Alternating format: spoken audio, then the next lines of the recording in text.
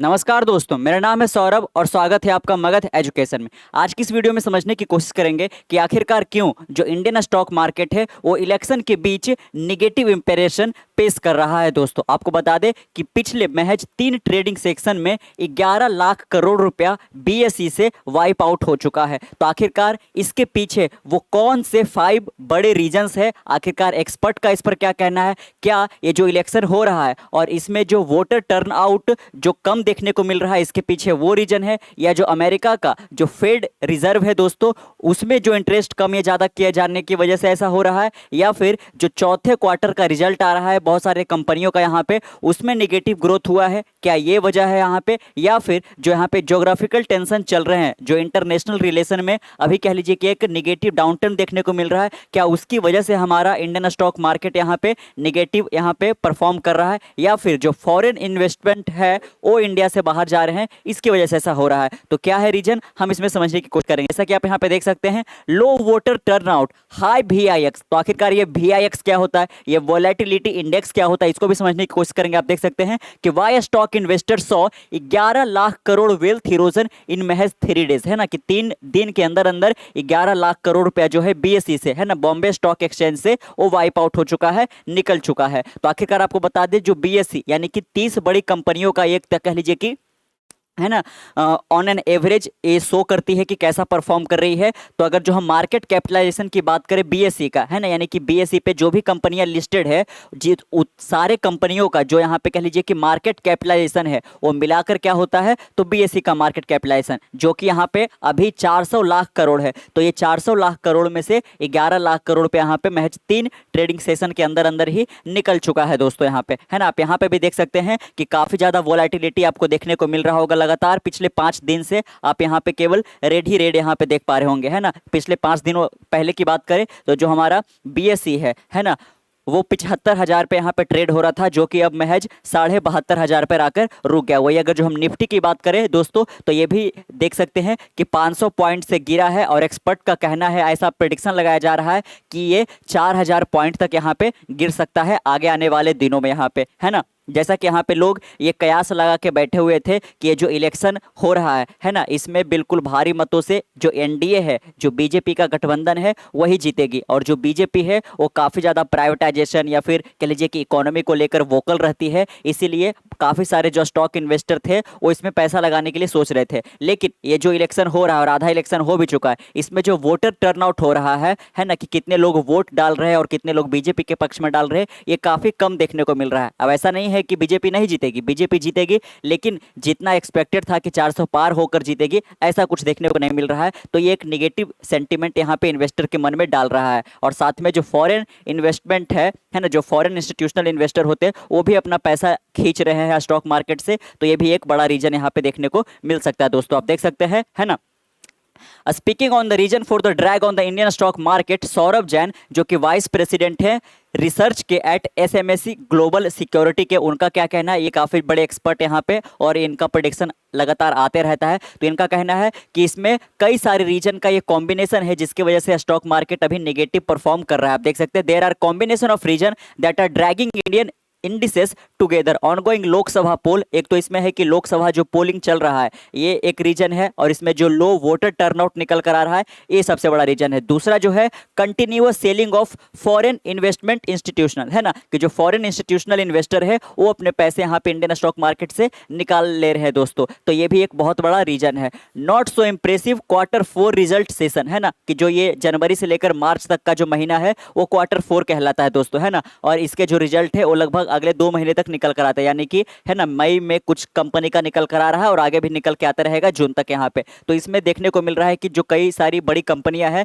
इनका जो प्रॉफिट है, जो रेवेन्यू है वो घटा है पिछले क्वार्टर के मुकाबले, यानी कि थर्ड क्वार्टर के मुकाबले। तो इसमें भी इन्वेस्टर, है ना, एक कह लीजिए कि उनके मन में एक गलत छवि बन रहा है कि यहाँ पे आगे आने वाले दिनों में स्टॉक मार्केट और गिरेगा, तो अपना पैसा इसमें से और खींचते जा रहे हैं। अगर जो हम यूएस फेड की बात करें ना, जैसे कि आपको पता होगा कि यूनाइटेड स्टेट्स ऑफ अमेरिका में अगर जो वहाँ का जो फेडरल रिजर्व है वो इंडेक्स अपना जो इंटरेस्ट रेट है उसको अगर जो कम करता है तो काफ़ी ज़्यादा जो लोग हैं वो पैसे बोरो कर लेते हैं बैंक से और अलग अलग है ना दुनिया के मार्केट में पैसा लगा देते हैं, और इंडियन स्टॉक मार्केट में तो कई ज़्यादा लगाते हैं यहाँ पे, है ना।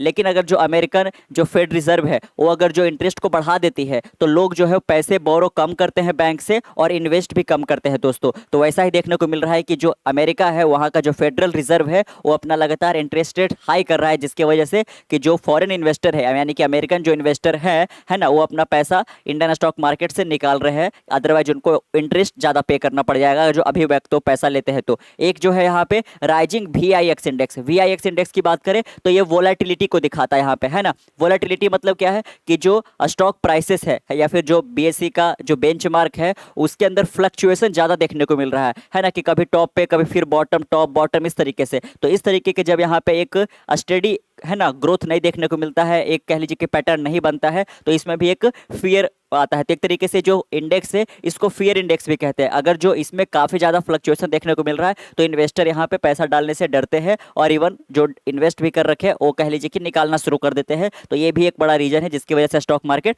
गिर रहा है दोस्तों, है ना। Can be attributed as one of the major reason weighing on the Indian stock market, है ना। तो ये 5 बड़े रीजन है। अब एक एक करके हम यहाँ पे समझने की कोशिश करते हैं। तो सबसे पहला आता है कि जो लोकसभा इलेक्शन चल रहा है इसकी वजह से हमारे इंडियन स्टॉक मार्केट पे नेगेटिव इंपैक्ट पड़ता हुआ दिख रहा है। आप देख सकते हैं the Indian stock market has already discounted the victory of BJP led NDA in the ongoing Lok Sabha poll. Now the Indian stock are in overbought condition and hence premature profit booking has triggered on Dalal Street. आप देख सकते हैं कि जो BJP lead जो NDA गठबंधन है ना, उसकी जो विक्ट्री था वो कह लीजिए कि थोड़ा डिस्काउंटेड मोड में नजर आ रहा है। यानी कि जो 400 पार का ये ख्वाब देखा जा रहा था वगैरह, यहाँ पे जो इसके लिए काफ़ी ज़्यादा वोकल हो रही थी बीजेपी की गवर्नमेंट, वो अभी कम देखने को मिल रहा है। और ऐसा जो है ना जहाँ जहाँ इलेक्शन हो रहा है वोटर टर्नआउट से समझ में ये आता है दोस्तों। तो ये भी एक बहुत बड़ा रीजन यहाँ पे निकल कर आ रहा है। और साथ में जो यहाँ पे प्रॉफिट बुकिंग है वो भी कम देखने को मिला है, देख सकते हैं। But the selling is visible in the front line large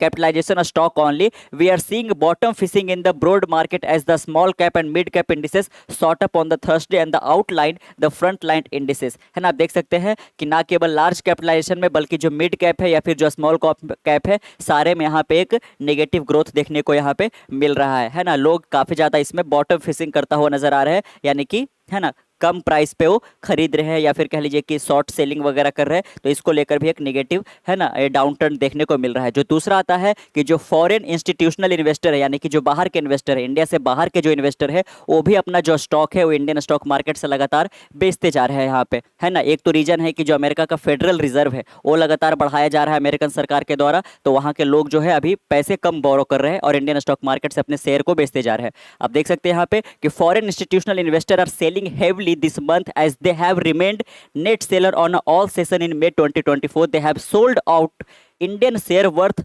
15,863 crore रुपया का अपना जो शेयर है वो ऑलरेडी इंडियन स्टॉक मार्केट से महज 3 दिनों के ट्रेडिंग सेशन के अंदर अंदर बेच चुके हैं यहाँ पे, है ना। आप देख सकते हैं कि foreign institutional investor have sold out share worth of 5,292 crore in the future and option, है ना। जो F&O ऑप्शन होता है उसके अंदर भी काफ़ी ज़्यादा सेलिंग प्रेशर देखने को मिला है फॉरेन इंस्टीट्यूशनल इन्वेस्टर के। अगर जो ही हम DII की बात करें, जो डोमेस्टिक इंस्टीट्यूशनल इन्वेस्टर जिसमें म्यूचुअल फंड आ जाते हैं, जो आपकी इंश्योरेंस कंपनी है वो आ जाती है, तो ये लोग अभी देख रहे हैं कि बाइंग मोड में नजर आ रहा है। क्योंकि जब भी ऐसा देखने को मिलता है कि जो फॉरेन इन्वेस्टर है वो अपने पैसे जब निकाल रहे होते हैं तो जो डोमेस्टिक इन्वेस्टर है वो काफ़ी ज़्यादा यहाँ पे कह लीजिए कि है ना एक बुलिश मोड में आकर अपने पैसे इन्वेस्ट करने लगते हैं, क्योंकि स्टॉक प्राइस उस वक्त का प्राइस जो है वो कम चल रहा होता है। जो इसमें तीसरा बड़ा रीजन बताया गया हुआ है कि हॉकिस US फेड, है ना, कि जो अमेरिकन सरकार की फेडरल रिजर्व है वो अपना इंटरेस्ट रेट लगातार बढ़ाते जा रही है, जिसकी वजह से जो फॉरेन इन्वेस्टर है वो अपने पैसे निकालते जा रहे हैं। तो एक ये बड़ा रीजन है। साथ में यहाँ पे जो पिछले कुछ दिनों के अंदर जो जियोपॉलिटिकल टेंशन बढ़ा है वो भी एक कह लीजिए कि नेगेटिव सेंटीमेंट लेकर आ रहा है। चाहे वो ईरान का